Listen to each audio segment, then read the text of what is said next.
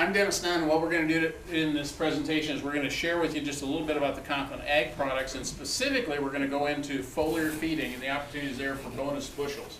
The Conklin AgroVantage system was developed by the Conklin company, and basically I tell people the three primary things that Conklin offers is, number one, some very unique products. We'll talk about some of those briefly. Number two, we offer some excellent training. We have a program called ProAg 1 that's a 2-day crop production intensive for how to take your yields to the next level on corn, soybeans, wheat, and alfalfa. And then we have a second program called ProAg 2, which is a soil science intensive for 2 days. The first program, ProAg 1, is offered about 30 times a year across the United States. The second program is offered once to twice a year. We also have a Plant Pro program, which is a 1-day program designed for high yields in fruits, vegetables, orchards, and that type of application. And that's a 1-day program. What we're going to talk about tonight is just very briefly the AgroVantage line, which underneath this AgroVantage umbrella we really have a number of different products. They're manufactured by the Conklin company, but I'm going to talk about just a handful of them tonight. We have Amplify Seed Treatment, which is a key product. It's a seed germination aid. It's an energy source is what it is. Feast is an in-row starter pop-up fertilizer that can also be used in foliar applications. Guardian is our nitrogen fertilizer additive to add liquid nitrogen, liquid manure. It can be impregnated on a dry urea if you have the right kind of equipment for it. And then our Feast chelated manganese is very key, especially if you're using Roundup Ready crops and you're using glyphosate as a weed control. And then again, I mentioned earlier, Feast is a foliar feeding is what we're going to mainly talk about tonight. The Amplify product was developed at the University of Arizona. It was a product that was designed initially for cottonseed production because cotton has a lot of problems with cold, wet, stress, germination challenges. And when we got the exclusive marketing rights to Amplify, it was a product that was really designed just for that application. Part of the deal was that we agreed to get this product label expanded for other crops. Today you can use Amplify on any crop with one exception, that's soybeans. We just don't see the same kind of benefit on soybeans, and there's other biologicals for soybean treatment that are better than Amplify. So Amplify L is a liquid applied version of it. Amplify D is a dry applied version of it, and it strictly is an energy source. Here's basically how it works. In the seed itself, you have an energy source, and that energy source is adenosine monophosphate that you'll see here. And adenosine monophosphate, during the Krebs cycle, as that seed begins to swell, germinate, and grow, that Amplify AMP changes to ADP, adenosine diphosphate, and that changes to ATP, high energy phosphorus that is used really to fuel every cell in your body and mine and every cell in that plant. So what we do is we dust the outside of that surface of the seed with adenosine monophosphate, the same energy source that's already inside it. As that seed begins to swell and grow, it draws in that additional source of AMP, and you double or triple the amount of energy for that seed to germinate and grow. And so it's a very simple product. There's not another product like it on the market, and it's a product that we actually, if you look at the label, it'll show that it's got some micronutrients in it. Quite frankly, those were put in there specifically to meet registration requirements so that we could register it in a couple of states like Wisconsin and California as a seed-applied fertilizer, which is really what it is. Phosphorus is your main ingredient there, and phosphorus, I say, is to a corn plant what colostrum is to a new baby pig or a baby calf. I grew up raising livestock my whole life, and the thing that's key about colostrum is you need it right away. As soon as that newborn is born, it needs it. It doesn't need it 2 weeks later. And phosphorus for a corn plant is the same way. Phosphorus is needed early in the plant's life to get it off to a really healthy start. Initial root growth is really dependent upon sufficient phosphorus at that time of germination. That's why this product is so important. If it gets phosphorus later on, it doesn't really do it a lot of good. And the quantity and the quality of that phosphorus determines the maximum yield potential pretty early on in the crop's life. You never get a second chance to get a good stand. I was just on the phone yesterday with a guy who for the very first time has used Amplify and has seeded 150 acres of new alfalfa, and he couldn't believe how fast that alfalfa came up. And it really does. It makes a dramatic difference. Our products are shipped direct to the farm. Our fertilizer materials come in tanker truckload lots, and they'll come in 2 and 3 compartment loads if you need that. And so you can get different formulations. You can share a load with a neighbor, those kind of things. So that's how our fertilizer comes. We're ordering a bunch of fertilizer today for guys that are running a little bit short. Phosphorus concentration in the root is really key to the growth of that plant. This chart is not nearly as complicated as it looks. The green line right here represents the optimum amount of phosphorus that you'd like that plant to have in it for maximum growth and maximum yields. Well, where's that phosphorus going to come from? That's what's represented by the other lines. Well, the red line represents how much of that phosphorus is going to come from the actual seed itself. The seed has adenosine monophosphate in it. That's what triggers the whole germination. And as the scientists that developed this product said, is that it's that adenosine monophosphate that fuels the fires of germination.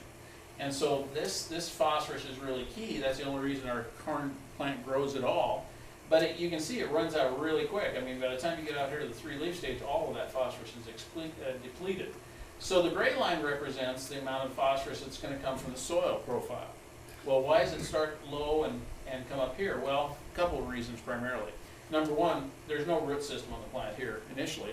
So there's no way for that plant to tap what's in the soil. It might be very high in phosphorus, but you just can't get to it.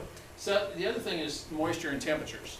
If you got very cold temperatures, then that's going to be a deterrent to that phosphorus being recoverable. So what we want to do is we want to somehow supplement this phosphorus to keep it above this green line. Well, that's where the blue comes in. And the blue is represented in our line by Amplify, which happens to be in the D form, blue in color.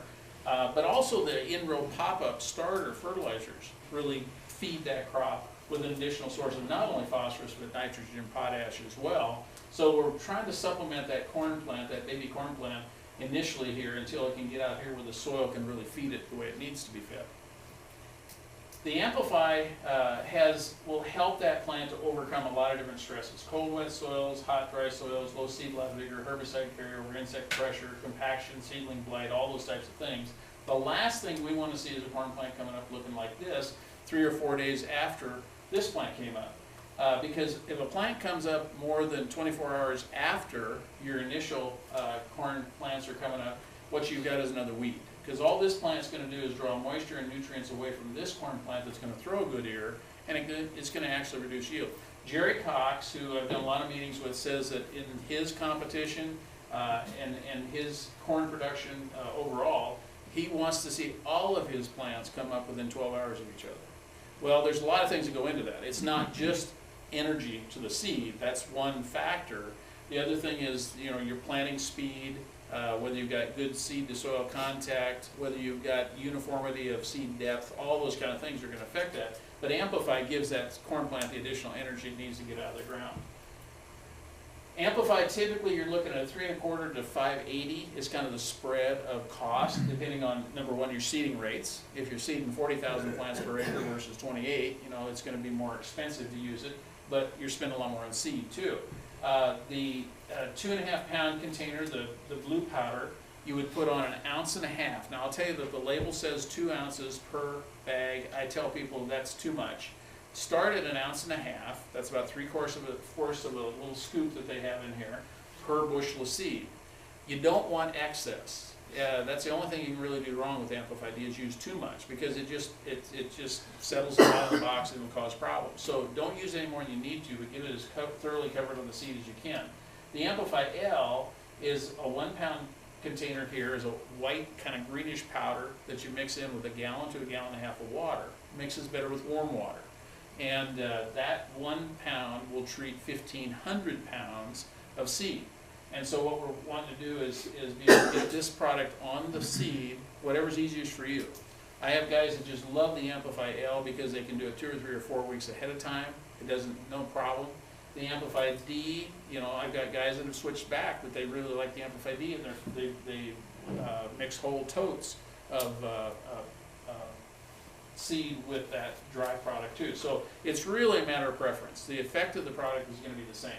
Here's happens to be 40 studies over 11 years, and they show an average of a 9.78 bushel yield increase. There's a lot of other studies that we've done around the country, but where you're going to see the increase in yield is basically you're going to get more emergence of those seeds. You're going to get anywhere, here we're talking about 722 more plants per acre at 9 days after planting. Here we get out to 17 days after planting, we got 2,100 more plants per acre. So you get increased plant stand and more seedling vigor. That's where you're going to get that extra yield. That particular field yielded an average of an 8.7 bushel per acre yield increase. And so it's really a nominal cost for the kind of payback that we get, but you can only spend so much. Now here's kind of that synergistic effect that we get when we use the Feast with our Amplify D. Here's a control. Now this was very, very dry conditions in southeast Nebraska. You can see at day 18 there was virtually no emergence except where they used the Amplify, but by day 22 we were up here somewhere again close to 40% emergence. Where we used Feast in furrow, we were over 60% emergence. So good improvement with Feast, but when Feast and Amplify were added together, the synergistic effect was that we not only got more, closer to 70% emergence in the same amount of time, but look at the difference in the graph. This is an indication of the uniformity of stand. Those plants came up faster and closer to the same time. So that's the thing that we're looking for with this product. Guardian's another product. We've got a lot of this going down this time of the year as guys are putting on liquid nitrogen, liquid manure. This is a product that can mix into with those solutions and can be impregnated on dry urea if you got the right equipment. It comes in a dry powdered form, which is normally used on the urea, or it can also be mixed in the dry form in lagoons and pits. It works really well with manure. But if you're dealing with liquid nitrogen 28 or 32, I recommend the Guardian DL. The Guardian DL is a thick liquid. It is a thicker material. You need to mix it in. And the normal rate, basically the rule with Guardian is you don't want to use Guardian at all unless you're putting on at least 40 pounds of nitrogen in your first major nitrogen application. And so 40 pounds of nitrogen is kind of the minimum. If a guy is going to just 40 or 50 or 60 pounds, I tell him don't use more than about a pint per acre of the liquid product. If you're going to 80, 100, 120, 140 pounds of nitrogen, I'd go to a quart per acre. And while the charts can show you that you can go higher than that, I recommend you just stay with that quart, because I really believe quart gives us a great return. I think you're going to see really good response at a quart per acre, and so I don't necessarily recommend you go any higher than that. But it's basically what it does, reduce leaching and denitrification. That's the two major ways we lose nitrogen. We also lose nitrogen through volatilization off the surface of the soil. And this product is not going to affect that at all. But that's pretty minor, and we really encourage people to either inject, ban, somehow get that nitrogen in the soil if you possibly can, and that's where your volatilization happens. It allows for the reduction in your nitrogen rates, which I'll show you here in a second, and it'll increase your yields. Here's basically, we have had more data on this product than any other product we ever introduced. We had 12 different land-grant colleges, each do a minimum 4 years of testing with this product. And this is just one slide. I'm going to summarize all those studies from University of Minnesota, average of 4 years of research. What we showed was when you compared 125 pounds of nitrogen per acre applied with and without Guardian, there was a 13 bushel average yield increase. Cost of Guardian, I tell people, is depending on how you buy it, $8, $9, $10 an acre is basically what you're talking. At 150 pounds per acre of nitrogen, with and without Guardian, gave you an extra 17 pounds, or extra 17 bushels per acre. Now what I want you to do is forget about this one and forget about this one over here and just look at these center two. When we talk about the ability to reduce nitrogen rates, here's what we're talking about. Instead of putting on 150 pounds, if you put on 125 pounds but added Guardian, here's the math. If your nitrogen is running roughly 50 cents a pound, it's $12 cheaper to put on 25 pounds less nitrogen. You spend $8 to $9 on your Guardian and you're still $4 to $5 ahead of the game going in, but you've got a much better source of nitrogen that's much more stable. You're not going to lose it to heavy leaching. Bobby Gansmer is a farmer from up at Platteville, Wisconsin that I would have talked to several times, and I happened to be up there at a meeting that Jerry Cox and I were doing. And at a break, Bobby came over and he says, Dennis, he says, I ran some test plots on Guardian a year ago, and he says, I had a 39 bushel yield response. He says, is that possible? And I said, well, it's possible. It's not normal. You know, this is probably normal, 13 to 17 bushel. I tell people I'm conservative. I say, look at half of that. A 6 bushel yield increase would be a pretty good increase for $8 to $9 if cost. But if you can reduce your nitrogen cost, you're probably not going to spend any more money with Guardian than you would without it, but you got a lot better source of nitrogen. Well, what happened, I said, tell me the story.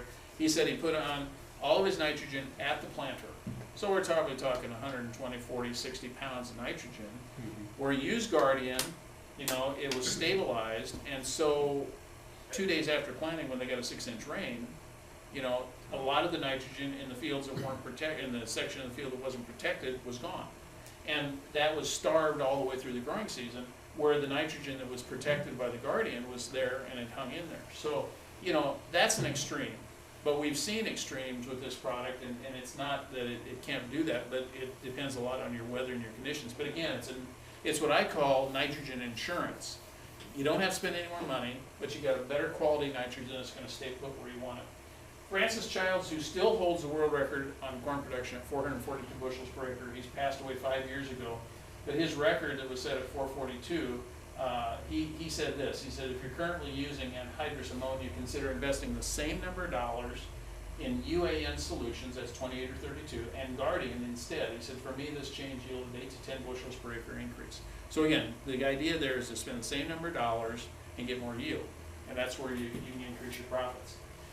The other thing that I want to mention before we get into the true foliar feeding conversation is that if you're not familiar with this, you need to become familiar with it. Don Huber is a retired professor from Purdue University.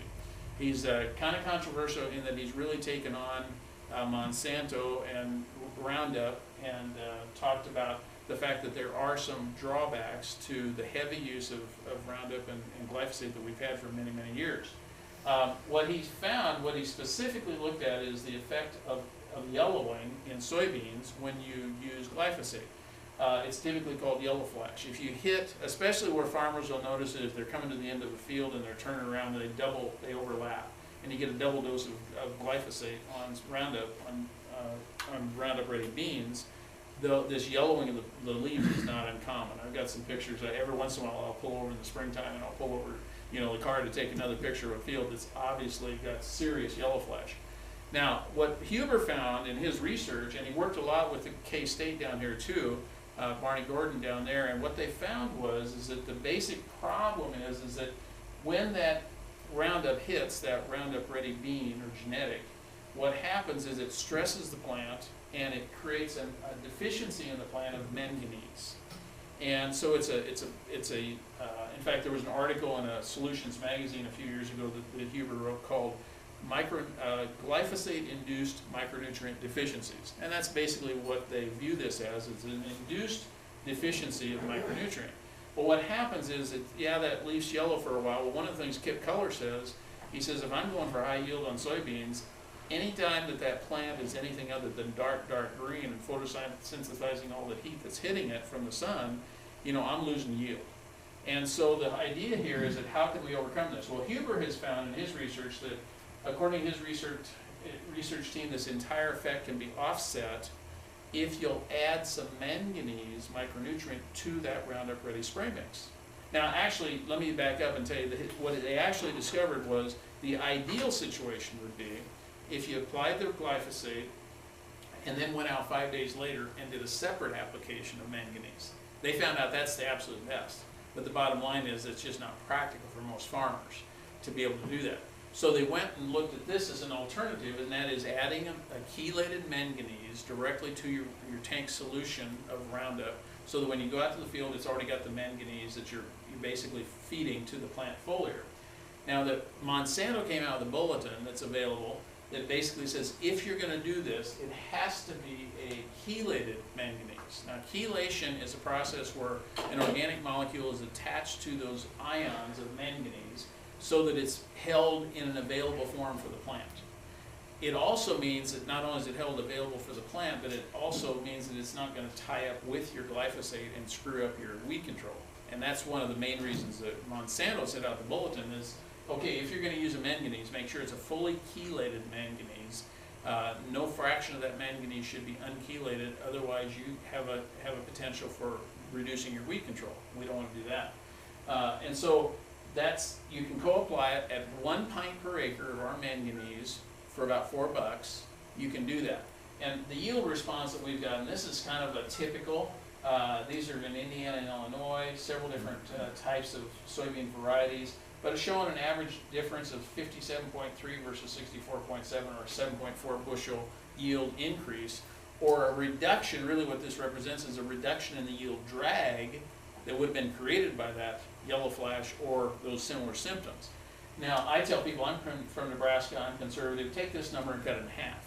If you got a 3 bushel yield response at 10 bushel soybeans, that's a $30 return on a $4 investment.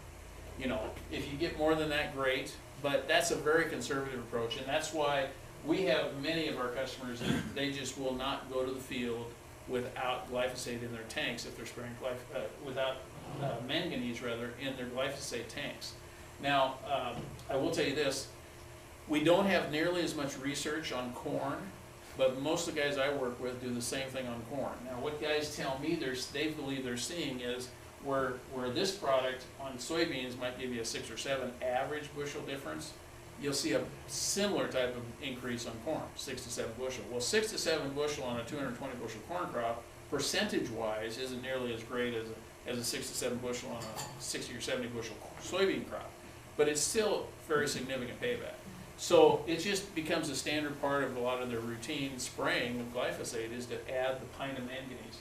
They say that if you spray the manganese the glyphosate a second time, some guys will come back with another pass if they got weed pressure.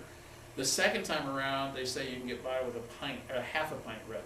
So a pint per acre on the first go around, half a pint per acre on the second go around, if you need to put on a second application of glyphosate. Here's a picture that I apologize, it doesn't show up really nearly as well as it does when you just print it out. But this happens to be a field, kind of a weird shaped field, from a guy over in Knox County, Indiana. He had his name removed. He says, I don't mind sharing this information with you, but he says, I don't want to take a bunch of phone calls. He's a prominent soybean grower over there. But what he did was he mixed up his batch of glyphosate, and he went out to spray, and he added our manganese with it. He went around the field, and then he finished up over here, and then he ran out, and so he had to refill, and he refilled without manganese in the tank. And the rest of this field was done without manganese. The red, which you see here, are the lowest yielding areas of the field. The green, that you see predominantly on the outer sides, are the highest yielding areas. So again, it's a yield map that really shows you the effect of manganese on that Roundup Ready bean that's being sprayed with glyphosate. Jerry Cox and I have done a lot of meetings, and Jerry would tell you that his yield really took off. He really had a breakthrough year when he started foliar feeding his crops. And Jerry did it for some very specific reasons. He's a 21-time NCGA National Yield Champion in the National Corn Growers Association competition. And Jerry has been entering for many, many years. He actually had 2 national wins prior to ever using any of our products. He'd heard about our Amplify. He came to the Commodity Classic, where they hand out the National Corn Grower Awards every year. He came to the Commodity Classic, saw our product there, saw the Amplify specifically. He was interested in trying that. Got home though, that program is typically held right around the end of February, 1st of March. And he got home, and he's in southern Missouri, so they were about ready to start planting. And he just got busy, and he didn't order any Amplify and didn't try any. That year, his yield competition entries missed a national award by 1 bushel an acre. Now you got to understand, the national yield competition is funded a lot by the big seed corn companies. Okay, they push it. They have a cash award if you're a national winner in any category. A national winner, you get a $10,000 check, and you get 3 or 4 couples. You can take to the Commodity Classic, all expenses paid. If you get a second place national win in one of those categories, it's a $7,500 cash, and a couple of couples you can take to National Commodity Classic, all expenses paid. If you get 3rd place in the national level, it's a $5,000 cash check, and you and your wife or another person can go to the Commodity Classic free of charge. That's basically what funds and why a lot of these guys are interested. And that's one of the reasons too why you'll see multiple entries under similar names. You'll see Cox Grain Farm, you'll see Matthew Cox, you'll see Jerry Cox, you'll see Jane Cox, you'll see different. He'll enter multiple times, and he's won as many as 4 national titles in a given year. So that's how he's gotten to 21 national wins. But what Jerry says is the year he started foliar feeding, a couple of very significant things happened. Is that he had 4 wins that year. Second of all, it was the first time he ever went over 250 bushel in his yields. It took him 10 years to break through. He got really, really close, and it took him 10 years to break that 250 bushel yield barrier. And Jerry always reminds me, he says, anytime you reach a yield barrier, you found there's some other limiting factor. You got to find out what that limiting factor is, and then you'll be able to go to the next level. There's really no limits to it, I don't think, but he uses fish fertilizers made specifically for seed placement or foliar applications without burn. So he uses this product and has been since 11 or 12 years ago now. He sprays late in the day when he's foliar feeding. He uses high pressures. He says you want at least 75 pounds of pressure.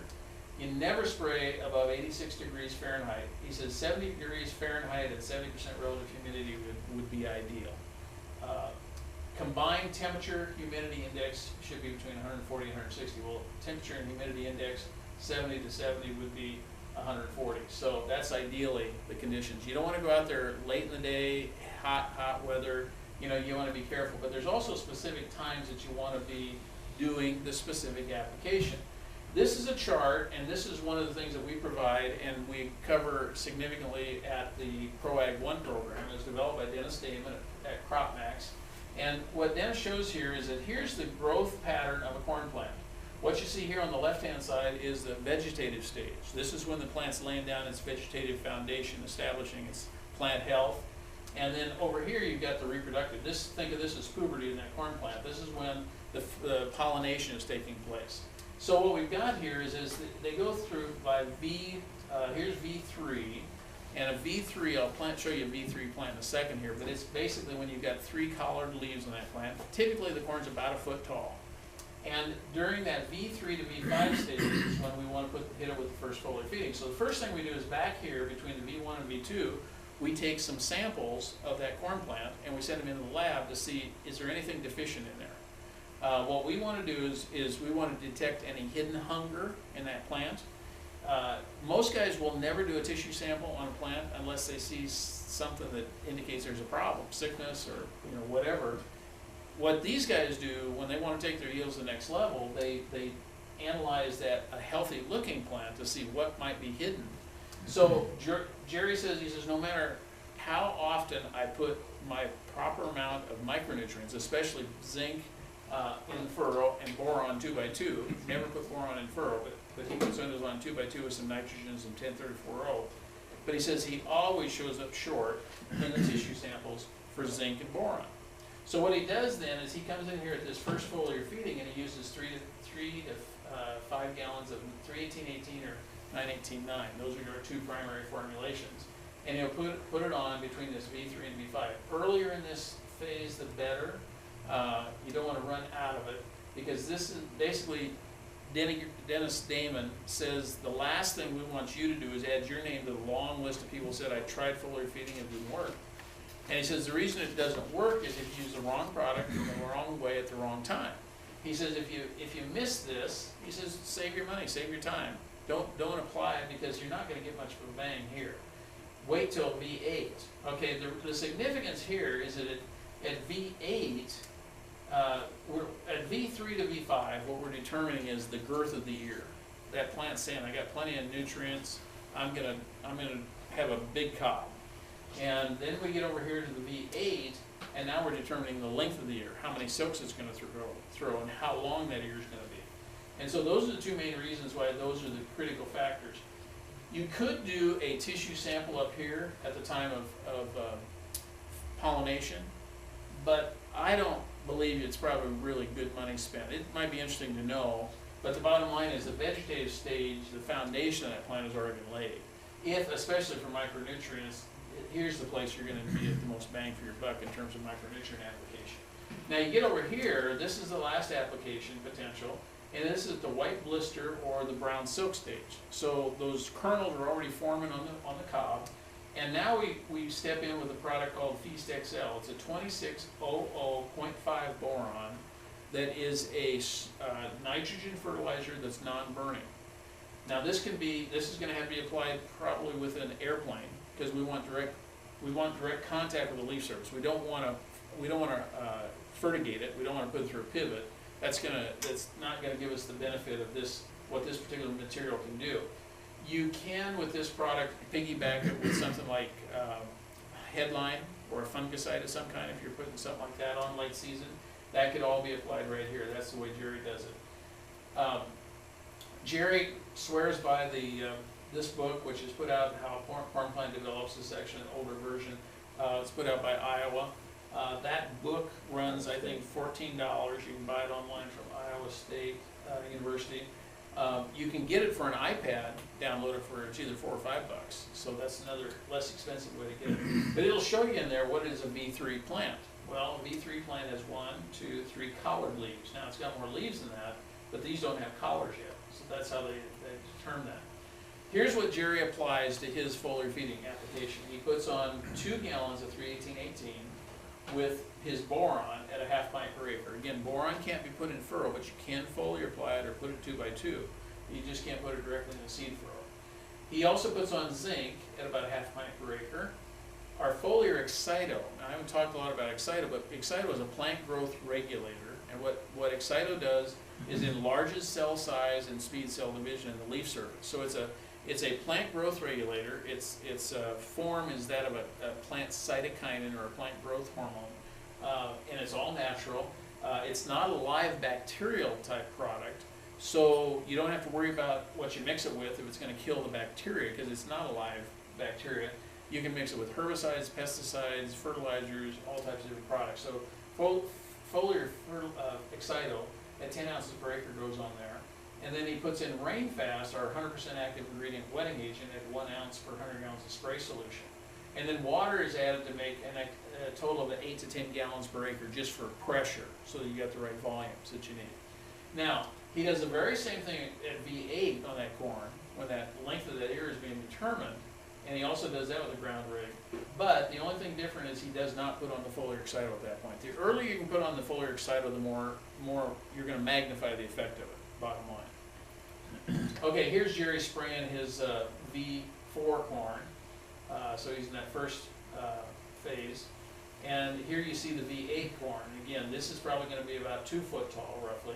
Francis Child said he always went by just the height of the corn. He didn't bother counting the leaves, but you can bet Francis is out there all the time. And that's a critical period because that's when we're going to determine the potential size of the ear. The number of potential kernels is being determined, and the number of silks it's going to throw. And since the upper limit of grain yield is set by the number of kernels indicated, losses at this time cannot be completely compensated for by good conditions later on. Boron is really key, as I mentioned before, and most of our high-yield corn producers are finding deficiencies in boron and zinc. Those are 2 that are probably the most common. And again, boron can be put on, in fact, probably should be put on anytime we put on nitrogen. If you stop and think about it, the ground is negatively charged. And a lot of your nutrients that you put on are positively charged. Phosphorus is typically in the phosphorus ion form is positive, and so it'll tend to tie up because it'll attach to the soil. Same thing with potash and a number of other microbes. But there's 3 of your nutrients that are negatively charged typically, and that is nitrogen, sulfur, and boron. That's why nitrogen, sulfur, and boron really show up deficient in a lot of our cornfields, because if you don't put a regular program on of those 3 nutrients, you're going to probably be running short. And the higher your yields are, the more you're going to be pulling out of the ground too. Foliar feeding, here he is at the V8 stage of that corn plant, again a couple foot tall. And now here we are at that V13 to 14. This is when we're in that brown silk stage. So we've already taken care of pollination has already taken place. And we've got actually these little bitty kernels, white blister stages on the ears. And so that's when we come in with that third application. And this application is where he uses, at the R2 white blister stage, he area applies Feast XL at 3 gallons per acre. He uses our Rainfast at 1 ounce per 100 gallons of spray solution. That's usually done early morning spray application. And remember, aerial applicators like it because it is a low volume, so they can cover a lot of acres with just 3 gallons of spray. And you can spray on a fungicide application right at the very same time. Okay, here's the soybean, and I'm not going to go through all the details of it, but here's the soybean chart, similarly, for determining when you should foliar feed soybeans. We've actually found, over the years, we've actually recommended less in-furrow fertilizer with soybeans. They seem to respond to a gallon or 2 in furrow, but then what we do is we'll tend to suggest 2 to 3 gallons as a foliar later on, or even, as we shared before, in a piggyback application with your herbicide, glyphosate or whatever.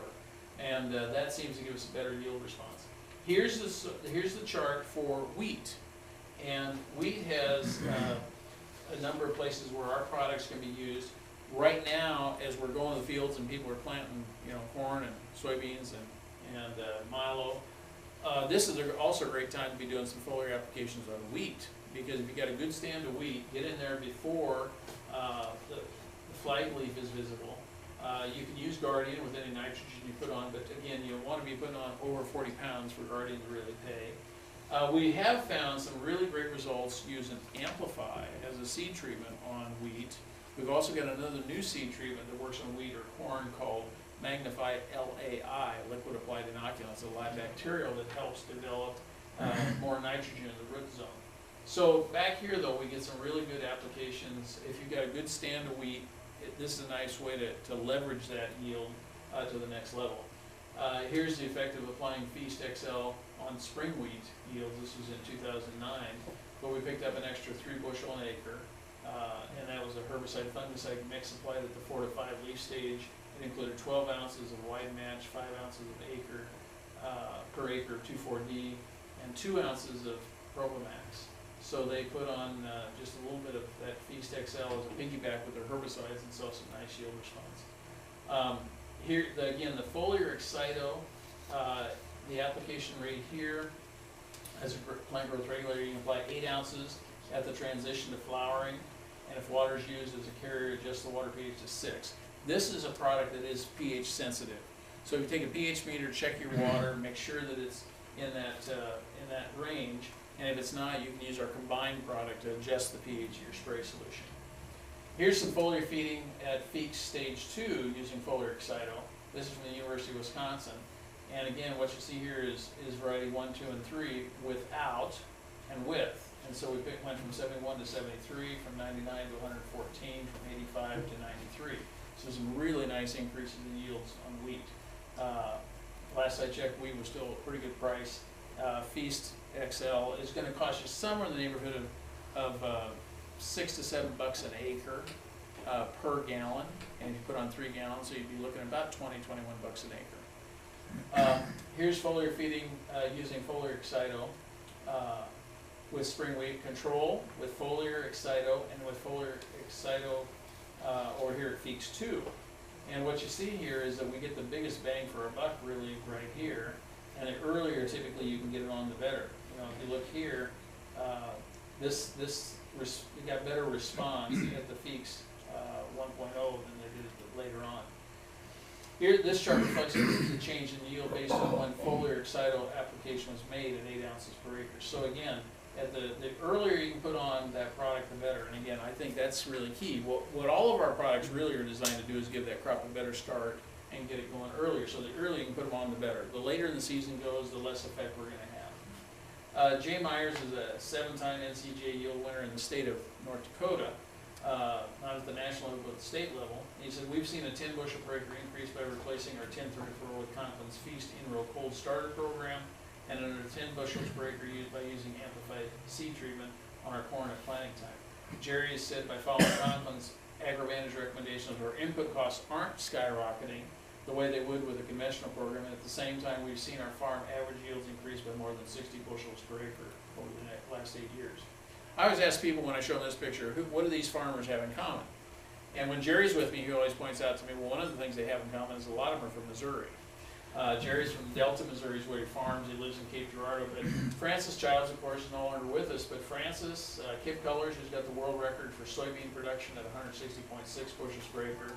Steve Albrecht actually just beat out Jerry Cox. Jerry Cox, with 21 national wins, was the winningest guy in the country until just this last year. Steve Albrecht now has 22. And Jerry Cox there, of course, and Gary Porter. Gary Porter lives in the northeast corner of Missouri. In fact, he's won titles in both Missouri and Iowa. He farms both sides of the line. Bill Darrington's a high-yield soybean grower over here in Iowa. Jay Myers, I mentioned before, up in North Dakota. Ray Rawson's the father of zone tillage. He's got like 18 patents for deep tillage of fields to what he calls farm vertically rather than horizontally. He basically encourages guys to cut a slot so that your roots of that plant can get down into the next layer of moisture and nutrients. And Ray farms over 25,000 acres with his two sons. Mike McCarskey's got the state record for North Dakota for corn yield, and this last year was a national winner in the competition. Dave Hula has been the top guy. You've probably seen him written up in magazines. He's been the top guy in terms of yield the last 2 years. His yield in 2011 was 429 bushels an acre. And it was really interesting because the story behind that was the day after he took that corn plot out, that rest of that field was flat. The hurricane came through. He farms, I always tell people, if you want to know somebody that's got a wore-out farm, it ought to be Dave Hula, because he farms part of the original Jamestown colony in Virginia. But he and his brother are always up there in the top in the NCG yield competition. Here's an interesting rule of thumb. If your CEC on a soil is 10 times that, or 100 pounds, would be the maximum amount of nitrogen share if you put on at one time. Okay? If it's 12, 120 pounds. So it's 10 times whatever your CEC is kind of the rule of thumb for maximum amount of nitrogen to put on at any one time. Because it's the holding capacity of that soil. It'd be like me trying to pour 20 ounces of a cold beverage into a 16-ounce cup. It's just going to flow out. Nitrogen will do the same thing. His soil, where he grew that 429 bushel yield, has a CEC of 5. So 50 pounds is the most he can put on. Now, I guarantee you he spoon-fed it. It's a very light soil. He says as long as we feed it, he says it'll grow. Charles Hinkebine has the world record for dryland beans at 109 bushels per acre. He's from Jaffe, Missouri, about 7 miles from where Jerry Cox lives. But what I tell people these people have in common is they all have what I call the gift of dissatisfaction.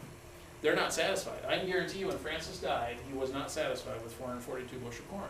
His goal, and he said it many times, was 500 bushel, and he had in some very small plots raised over 500 bushel corn. To get an official verified yield, you've got to have at least 10 acres of one variety planted on the same day, and then then you can figure out where you want to start taking your check. But I can guarantee you none of these guys are satisfied with and Kip Cullers at 160.6 is not satisfied with that. In fact, I heard Skip ask a question here 2 years ago. He was at Jerry Cox's farm, it'd be 3 years ago now. And it was actually the year he was growing what became his new world record of 160.6. But he asked us a really interesting question. He says, if a soybean plant, if every potential bloom bloomed, and every potential bloom then through a pod, and every pod filled out with 3 good-sized beans, what's the yield potential of a soybean plant? I didn't have any clue. He says it's 1,400 bushel an acre. Now, maybe it is. I don't know, but the genetics are their bottom line to do a lot more than we're doing. And so what we're trying to do here with all the things that we've talked about, and foliar feeding is one of those. Jerry Cox foliar feeds every acre of his crop now, not just his contest acres, but every acre. So the common denominator of those guys, I say, is that they're all world record holders in multi-year NCGA corn yield champs. They're producers that wouldn't be satisfied with 240 bushel corn or 70 bushel beans. They're regularly using the AgroVantage products to increase their yields, and they all use foliar feeding as a key tool to take the yields to the next level. So the AgroVantage program, again, I'll just end with this, I really believe offers 3 things. Some unique products and production technologies. Some of our products like Amplifier are not available anyplace else. We have the educational programs, ProAg 1, ProAg 2, and Plant Pro. And we have a networking opportunity with top producers of these kind of commodities that we have access to, that have shared with us exactly what they're doing to get those kind of yields. So with that, I appreciate your attention, and we'll take some questions. Anybody? Don?